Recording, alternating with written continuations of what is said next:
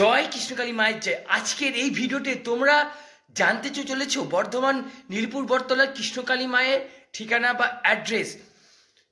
তোমরা ভিডিওটি প্রথম থেকে শেষ অবধি দেখো এবং শোনো কিভাবে আসবে এই মায়ের মন্দিরে। তো যাই হোক, তোমরা ভিডিওটি প্রথম থেকে শেষ অবধি দেখতে থাকো। বর্ধমানে দুখানা কৃষ্ণকালী মায়ের মন্দির আছে, এক হচ্ছে বেলেরা কৃষ্ণকালী মায়ের মন্দির আর হচ্ছে নীলপুর বটতলার কৃষ্ণকালী মায়ের মন্দির।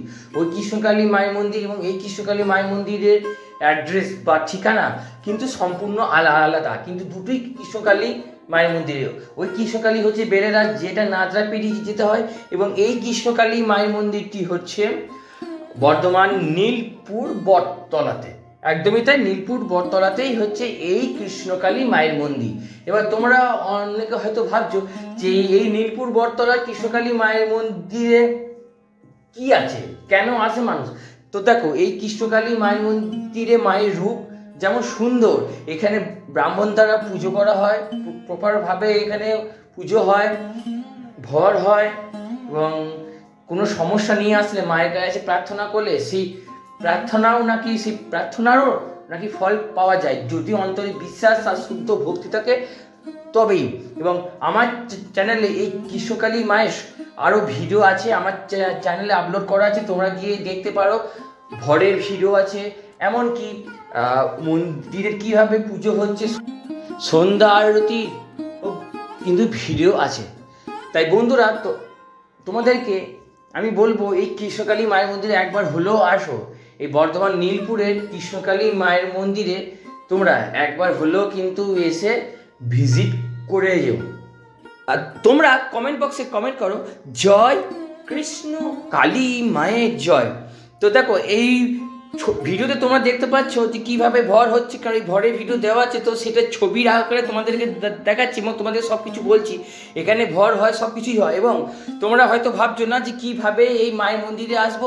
তো দেখো, এই মায়ের মন্দিরে আসতে গেলে তোমরা দুভাবে আসতে পারো। কীভাবে?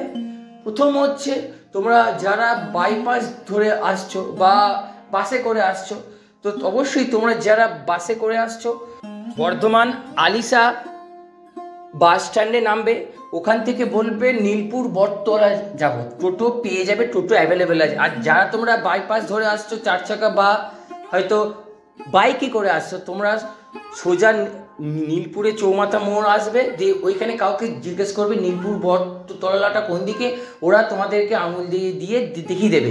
এবং তোমরা যারা ওই পূর্ত ভবন দিয়ে আসছো, অবশ্যই তোমরা পূর্ত ভবন দিয়ে এসে তেলিপুকুর দিয়ে ওই বিবেকানন্দ কলেজ মোড় থেকে একদম সোজা যাবে, চৌরঙ্গি ক্লাব পেরিয়ে গিয়েই পরে নীলপুর বটতলা, ওইখানে কৃষ্ণকালী মায়ের মন্দির আছে। আর এই কৃষ্ণকালী মায়ের মন্দিরে হনুমানজির একটি মূর্তি আছে, সেখানে হনুমানের পুজো হয়। হনুমান মানে বজরং বলি, শ্রীরাম ভক্ত হনুমানজিরও পুজো হয়। এবং তোমাদেরকে বলে দিই কী বার পুজো হয়। সাধারণত শনিবার মঙ্গলবার হয় পুজো, এবং ভরটা সাধারণত সন্ধেবেলাতেই হয়, এবং বৃহস্পতিবারও পুজো হবে, বৃহস্পতিবার থেকেও পুজো শুরু হবে, তেমনই কথা চলছে, ঠিক আছে। তাই তোমরা হয়তো অনেক দূর থেকে আসছো যে হ্যাঁ সন্ধ্যেবেলায় হয়তো আসতে পারবো না, সেক্ষেত্রে তোমরা বৃহস্পতিবার দিনও আসতে পারো। একবার মায়ের কাছে আসো, মানত করে যাও। তোমরা তো অনেক জায়গায় অনেক মন্দিরেই তো যাও, এখানেও আসো। মা তো মাই হয়, মা সব জায়গাতেই আছে। তবুও বলবো একবার এই স্থানে আসো, খুবই ভালো লাগবে। আমি গেছি, আমার ভালো লেগেছে, তো তাই আমি সেটা নিয়ে আগেও ভিডিও দিয়েছি, অনেকগুলো ভিডিও করেছি, তোমাদের সামনে সেই ভিডিওগুলো তুলে ধরেছি, শেয়ার করেছি। তাই তোমাদেরকে বলছি, তোমরা একবার হলেও এই কৃষ্ণকালী মায়ের মন্দিরে আসো, নীলপুর বটতলা কৃষ্ণকালী মায়ের মন্দির, ঠিক আছে। হলে আসো, আশা করি তোমাদের ভালো লাগবে। এবং এই মায়ের মন্দিরের মা কৃষ্ণকালী আছেন, তারপরে শ্রী হনুমানজি আছেন, শ্রী রামজি আছেন, মহাদেব আছেন, নারায়ণ শিলা আছে, সবেরই কিন্তু পুজো হয়। এবং এইখানে অনেকগুলো টোটোরও আছে, টোটোর ব্যবস্থা আছে, এবং এখানে খাবারেরও ব্যবস্থা আছে, মানে আর কি ফাস্টফুড টাইপের আর কি, সন্ধ্যেবেলার দিকে। এমনি কাছাকাছি তোমরা হোটেলও পেয়ে যাবে, তোমাদের এখানে কিন্তু হোটেলেরও ব্যবস্থা আছে। তবে এই মায়ের মন্দিরে আরতিটা কিন্তু দেখার মতো, খুব সুন্দর আরতি হয়, অনেকক্ষণ ধরে আরতি হয়। আর আমি যখন এই আরতি দেখছিলাম আমি মুগ্ধ হয়ে তন্ময় হয়ে দেখছিলাম, কারণ আরতিটা এতটা সুন্দর। আমার কিন্তু এই আরতি দেখতে বেশ ভালো লেগেছিল। তো তোমাদেরকে আমি ঠিকানাটা আমি বলে দিলাম, আবারও বলছি ঠিকানাটি আমি তোমাদের আবারও বলছি। তোমরা যারা নীলপুরে কৃষ্ণকালী মায়ের মন্দিরে আসতে চাও, আলিশাদ হয়ে আসো, ওইখানে টোটোওয়ালাকে বলবে নীলপুর বটতলায় যাব, নামিয়ে দেবে। বা বাইপাস 4 চাকা করে আসছো, বাইপাস ধরে ওই পুলিশ লাইন তেমাতা মোড়টায় আসবে, বলবে নীলপুর বটতলা যাব। সাধারণ মানুষ তোমাদেরকে দেখিয়ে দেবে, সবাই জানে চেনে ওই জায়গাটা।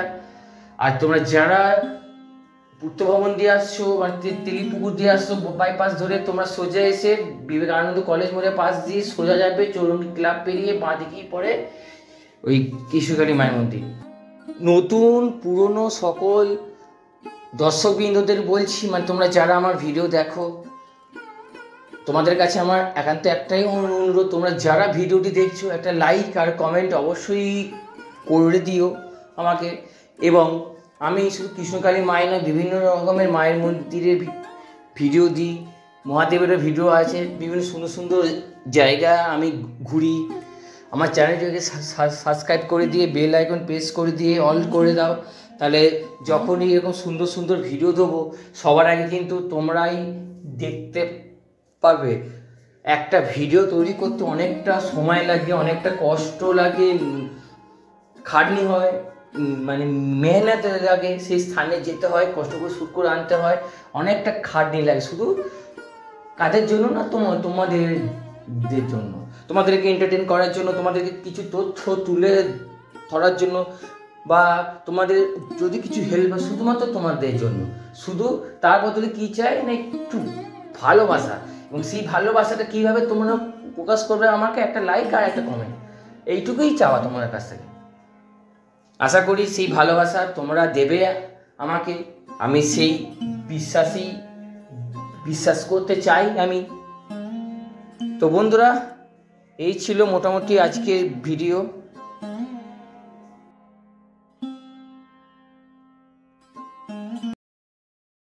ছিল আজকের ভিডিও। এই ভিডিওটি তোমাদের কেমন লেগেছে তোমরা কমেন্ট সেকশনে জানাও। তোমার সঙ্গে দেখা হচ্ছে পরবর্তী ভিডিওতে। তো বন্ধুরা, টাটা।